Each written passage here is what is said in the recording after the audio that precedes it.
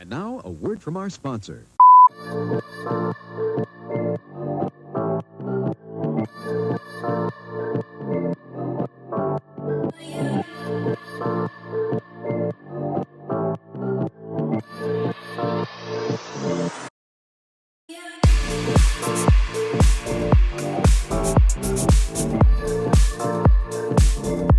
Good day, everyone. I haven't been dressed up in I don't know how many months, and it was weird to put a tie on today, but I felt like I should dress the part if I'm talking about the part today. So here we are. I got a question on Facebook recently from Jonas, and Jonas asked, well, Jonas was about to go on his first job interview to get a job as a teacher, and reached out and said, like, hey, is there anything that I can do to, like, prepare for this?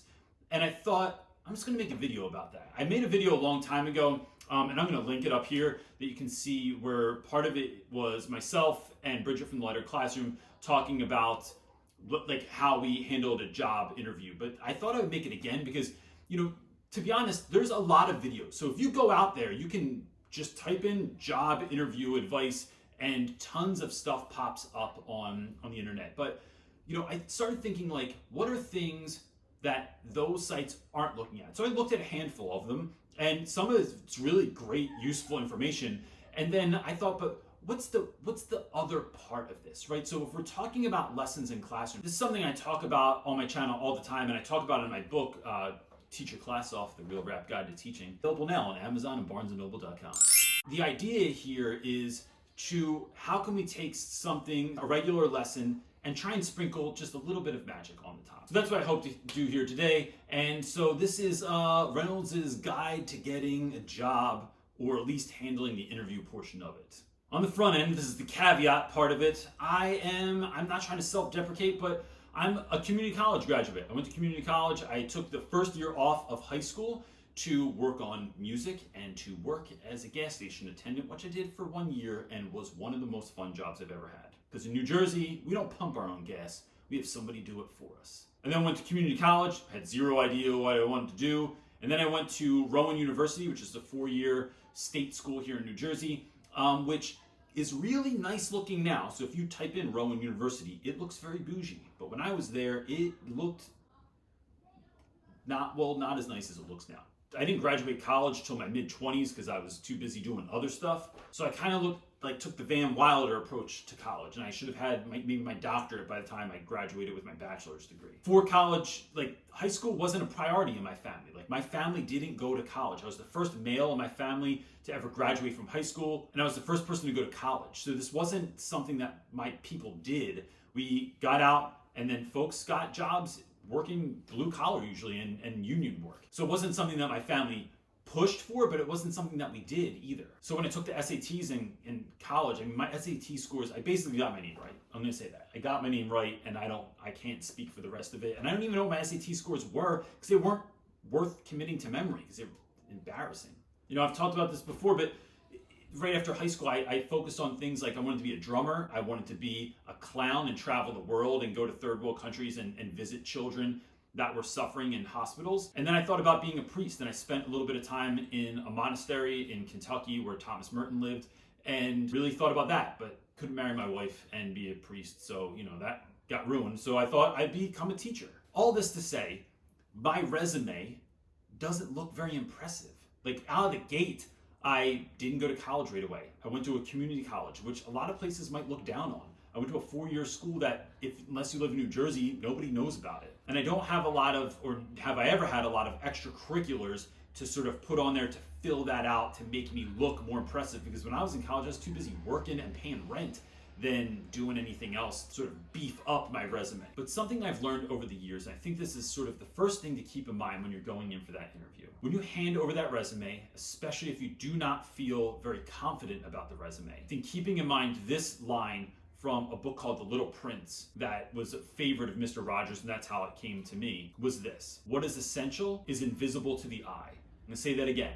What is essential is invisible to the eye. What truly makes us up, who we are, what makes you special as an individual, the gifts that you bring to your classroom, to your students, to your family, to your friends, is something that can't be seen all the time. You wouldn't see you on the other side of the street and go, there's somebody that has a lot of grit.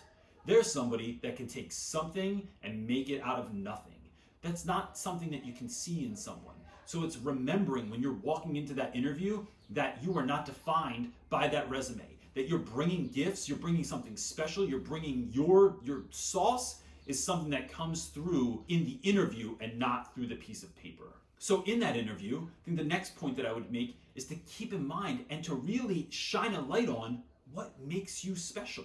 What qualities or gifts do you possess that you're going to be able to bring to the school? Like you're presenting a gift to the school and saying, I'm going to show up and this is what I can do. Don't let the resume fool you. Don't let the Camden County College fool you. Don't let the fact that I'm 53 and I just went back to school and I want to be a teacher for the first time in my life fool you. Because you don't know what I learned in that time. You don't know the gifts, the qualities that I'm bringing to the table that are going to make me show up and show out every single day. I think the next piece here is to dress the part. I got the suit on. Now, of course, I have shorts on right now because it's a waist up world we live in right now, people. I often, look, I'm going to break it down like this. Real rap. Here it is. When you show up to a date, I think that the way you look, the way you present yourself says to your date, I took this seriously and I care that you understand that. You show up to a date with pajama pants on and an old SpongeBob t-shirt, come on, man. Not showing you want to be there. Doesn't have to mean that you have to dress in a way that doesn't come across as authentic to you. It just means that you want to show with every part of your interview that you're ready, that you're willing, and that this is what you want. Yes, I put on a tie even though I haven't worn one all through college because this is what I want. Yeah, I shined my shoes and I got a suit jacket on even though I've been a stay-at-home mom for the last 30 years and now I want to get into the world of teaching kids. I don't know if moms wear suits, but if they do, rock that suit. Show up ready and presented like you are serious about this situation. Another piece of this is I think that interviews are a confidence game. That doesn't mean ego. That doesn't mean being arrogant. Because really, being arrogant, it's someone without confidence playing dress up like they have confidence. Showing up, shaking someone's hand, looking them in the eye, sitting up in your chair, putting your shoulders back, not too far because then you look like you're shoving your chest out. And I don't know what that signifies, but it looks weird. At least portraying confidence. Teaching itself is 90% acting. Sometimes I have to act like I'm excited about something. Sometimes I have to act like I'm really mad at someone and I'm not going to listen or take that again.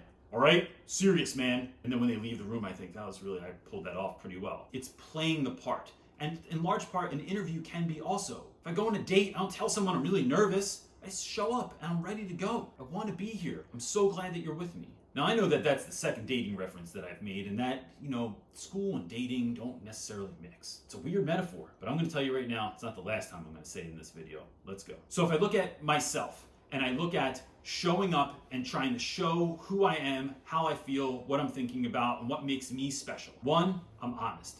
I'm not going to tell you something that's not 100% true. Now look, when I tell stories to my children, I tend to embellish a little bit. Interviews are not the place for that. So I'm not going to embellish anything. I'm going to tell you exactly what the situation was. I'm going to tell you exactly why I left that school, exactly why I want this job, exactly why I teach English, exactly why 9th grade is my jam. Whatever the case may be, I'm going to be honest with you.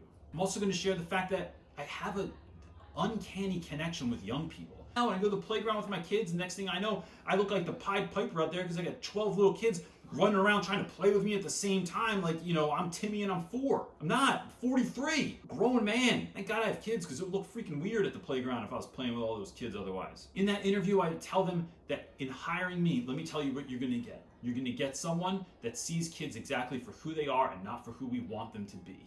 Who will show up and do anything it takes to help a child succeed.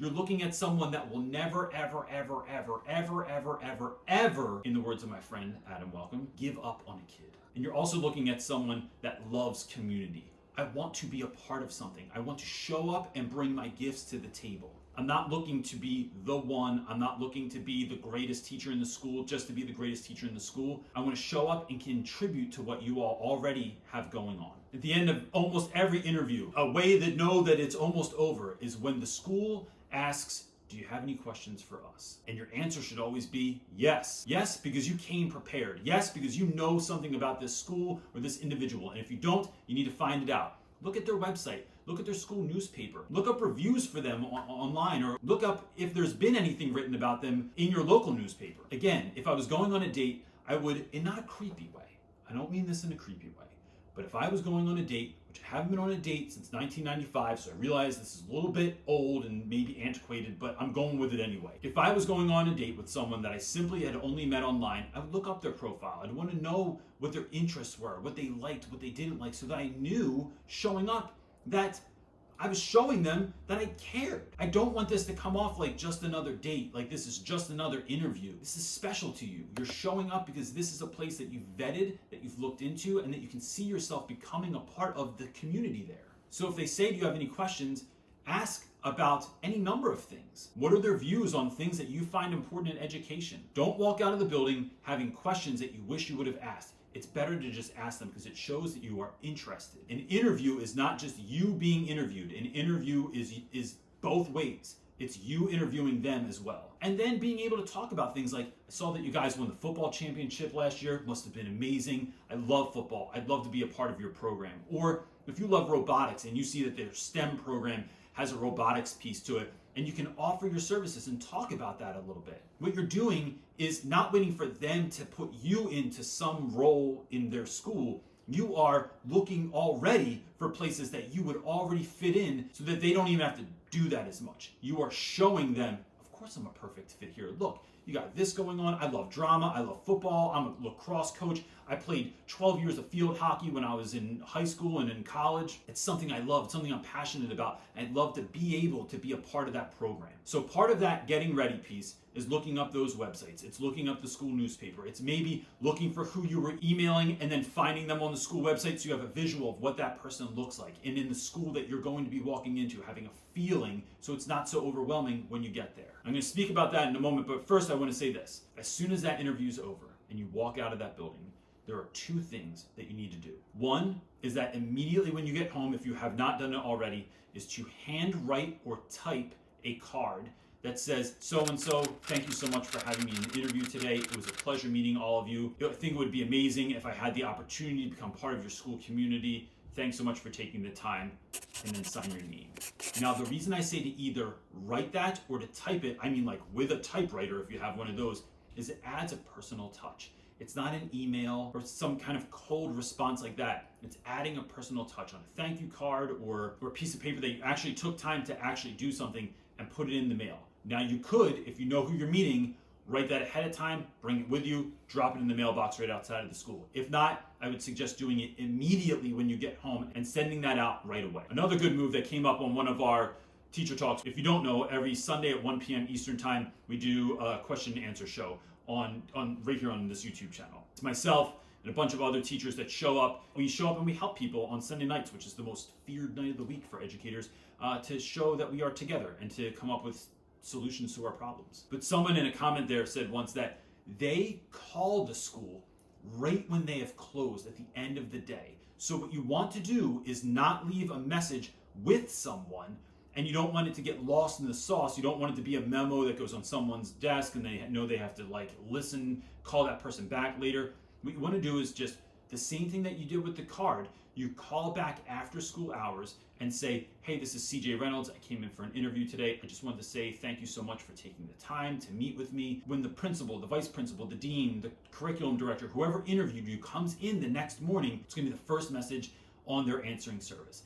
And when they hear that, you immediately get put back onto their radar. Then 2 days later, when your card shows up, now you're really making an impression that shows exactly that you want to be there. So if I show up and my resume's not that impressive, but I'm dressed for the part, I'm excited about being here, I know something about your school, I'm teaching and trying to sprinkle a little bit of magic on my lesson that I'm doing for your students, and I'm adding personal touches like calling you and thanking you and sending you a card, I'm constantly reinforcing this idea that I want to be here and want to be a part of your school. Next part, let's talk about sample lessons. Because sometimes you get called back, you gotta do a sample lesson. Sometimes it's on a Zoom call. Sometimes, especially now, I'm making this video in the midst of quarantine. I haven't left my house in about 10 or 11 weeks, which is why I wear shorts all the time, people. That's what's going on here. Let's keep it real. Sample lessons are this simple. I think number one, don't overthink it. Don't think about what should I teach? What's the right lesson? What is the right piece of the curriculum that I should emphasize today to share with everyone else? It doesn't matter what you teach, it's how you teach it. So how can you take any lesson, like just Google something and then sprinkle some magic on it? So when I did mine 100 years ago, so I did a lesson on inferences. And what I did was I just chunked it up into small pieces because I didn't have a full class period. I only had part of a class period. So I sort of just told them what I was going to do. So what that looked like was this simple. We watched a very short video, a Pixar video about this donkey that goes up to the top of a hill with a fisherman, and I'll link that below in the description box because I'll get demonetized if I show it here. But in the video, there is no talking. There is only this fisherman and the donkey, and we have to sort of infer what they are going through and how they're feeling and what the temperature is and all of these different things. When that was done, I asked the students, how do we know how the donkey felt here? And I had a clip of it. How do we know the feelings that the fisherman was feeling here? How do we know what the problem was and how they felt about it here? And in showing those clips, I asked the students, I said, how do you know any of that when none of the characters said anything? Then I broke down what an inference was. I then had students come up to the front of the room, and each kid got an index card. That index card had the name of either an activity like football or a rock band. It had someone famous on there, whether it was Taylor Swift or Metallica. And then their group had the job of having 1, 2, or 3 people come up to the front and trying to act out whatever was on that card so that their classmates would guess it. So charades in essence. But it was an exercise in really getting into inference and seeing the types of things that people would pull out of a character and who they are and what they're about so that we can infer a little bit more about the situation. We then read part of a story called After 20 Years by O. Henry, and then after that answered a series of questions and did a wrap-up activity. But the idea was we could have just learned what inference was, put it up on the board, and had the kids write notes. We could have just read the story and answered questions, but instead we sprinkled a little bit of magic on it, made it exciting, made it something that the students wanted to show up and do, and that was just a sample lesson. This isn't necessarily how I would do in a complete lesson, because to be honest, I don't know my students. So I had to infer a little bit about who my students might be, but I didn't take it too far to really try and understand my students. It was more of a generic lesson. Now, a couple things from that. I think one is when you go in to do a sample lesson, you cannot think that you know who your students are based on their age, their gender, the school that they go to, the neighborhood that they live in, or anything like that, because you're doing them a disservice. I teach in West Philadelphia. My students are about 99% African American. I cannot tell you how many times teachers have come in to do a sample lesson and they've based it on hip hop. It happens all the time. I mean, I get that that teacher would come in and think that that's what my students are into, and they are, but even my students know that if someone comes in and does another lesson on hip hop, it's like they're just trying to figure out who they think we are and what they think we like. So it's instead, I think, trying to be a bit more generic and making it about the engagement aspect, the excitement aspect. Are these students looking at someone that they might like to have as a teacher? And that's a really important question to ask yourself. One more thing on sample lessons. When it comes to discipline, sometimes there's someone in your sample lesson and they're falling asleep. There's a kid that's talking too much. There's someone that's acting out because they know that you don't know who they are, and that, what are you going to do about it? And I think just simply walking over, putting your hand on someone's desk and saying, "My man, can we relax?" Or, I see you talking too much. I'm trying to do my best job here. Can we relax?" Just kind of playing it off to get you through the lesson. You don't know them. You're not going to call their parents. You're not going to keep them after school. You're not going to have a long talk with them and try and build a relationship with them after this interview's over. You're trying to get a job, man. So it's about trying to figure out ways to minimize the distraction, to nip it in the bud so you can get through what you need to get through, but also not pretending that it's not happening. It is addressing the situation that's happening in front of you. I've said this before and I'll say it again.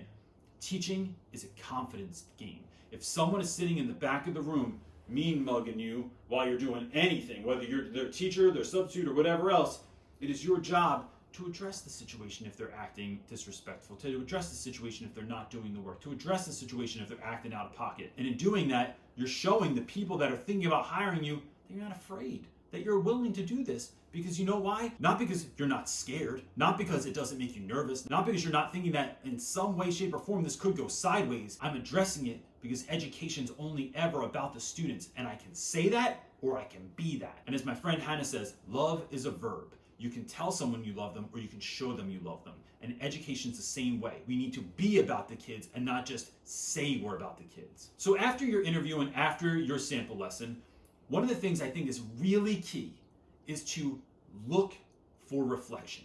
Don't wait for them to say, what'd you think went right in that lesson? Was there anything you would change? Was there anything you would do differently next time?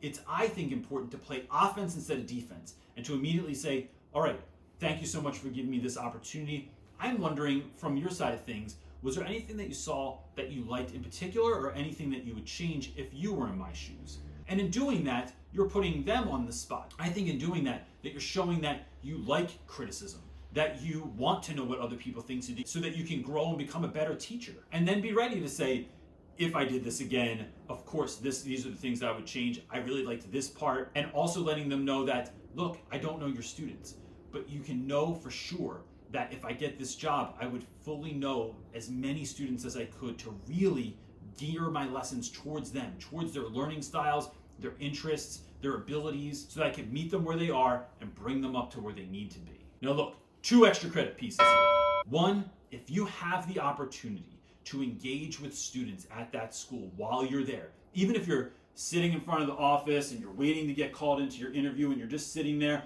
and kids are walking by or somebody got in trouble and they're sitting at the bench outside, I always try to strike up conversations with students, even if I'm speaking at a school. If I go do a PD at a school for someone and I get hired and I'm sitting outside and I'm waiting for teachers to come and get me so we can go to do the professional development, if there are any students in the school, I always say, hey, what's up, man? What are you doing out here? I like your hoodie. I like your hat. Tell me about this backpack. What are you listening to on your headphones there? Playing games? What games are you playing? I play games also.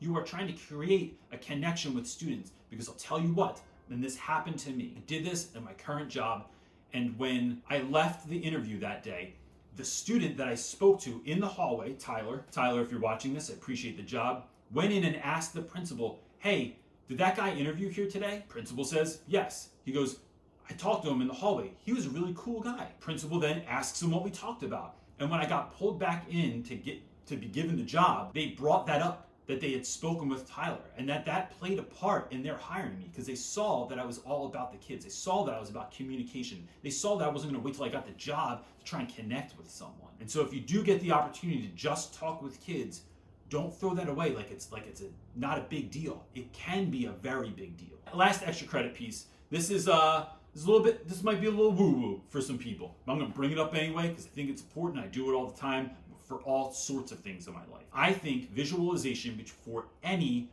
anxiety driving activity can really help you to be calm, help you to be present, and help you to focus on what's going on. What I mean by that is, if I had a job interview, I'll tell you right now that if I left my school now and I had a job interview, one of the things that I would do is, of course, look up things about their school. I would look up who I was emailing, and if that was the principal, I'd find a picture of the principal and get an idea of who that individual was, maybe try and look up some stuff on the school website to have a sense of who I'm dealing with. What do they think is important? I would then look at pictures of the school, because filling myself with this knowledge is doing this. I then sit in a chair and I literally close my eyes and visualize myself confidently dressed, feeling confident about myself, walking into that school. I envision myself shaking hands with that individual and saying hello. I envision myself going into the office or the conference room or the classroom where the interview is going to be conducted. I envision myself having that conversation, and then I actually have pretend conversations with myself, but imagining that I'm there with the person. And is this weird? Yeah, it seems a little weird. Don't do it when people are home and you're in the living room and you tell your husband to be quiet because you're trying to visualize and have a practice conversation with someone that doesn't really exist. It's weird. But when we do this, what we're doing is we are practicing what that's going to look like, so that when it happens, it's not our first time. And elite athletes and elite performers and people that are the most high-performing folks in the world do this all the time. That before they shoot the basketball, they envision making the shot. Before they make the last 6-foot putt, they envision making the putt and it going in. I mean, before I married my wife, I practiced what I was going to say like 1,000 times before I did it. And I was basically sure she was going to say yes. Why wouldn't I do it when I'm at a job interview? Because it can be nerve-wracking when you're going in. And even though we know, what's the worst thing that's going to happen? You're not going to get the job. Well, guess what? You didn't catch on fire. It's all right. But to help put yourself in the right mindset, it's important to visualize all of these things ahead of time, to be prepared ahead of time. Now look, I know this is a lot of stuff. This is a long video, but I wanted to just walk you through my take on how you could do this. And listen, if no one else tells you, I'm going to tell you this. If you are about the kids, if education's only ever about students, if you know that showing up and showing students your attention is more important than your advice, if you show kids that no matter who they are, whether they're the loud student, whether they're the great student, whether they're the quiet student, you were going to give them equal attention. If you show up knowing that you want to be part of the community and you're not just trying to save people in the school, then this works for you. Then you should show up with confidence. Then you should have some sauce when you go into that classroom or into that boardroom to meet with those folks. Be who you are, walk into that job with confidence, and get after it. The work we're doing is too important to do anything else. That's it for today, gang. Like I said, you can get the book on Amazon. You can meet us every Sunday on Teacher Talk at 1 p.m. Eastern Time, right here on YouTube. And if that's not enough, you can follow us on Instagram and Twitter and Facebook, including our Facebook group, Real Rap With Reynolds Teacher Talk, which is a great place where crazy people like us like to meet up. That's it, everybody. Peace.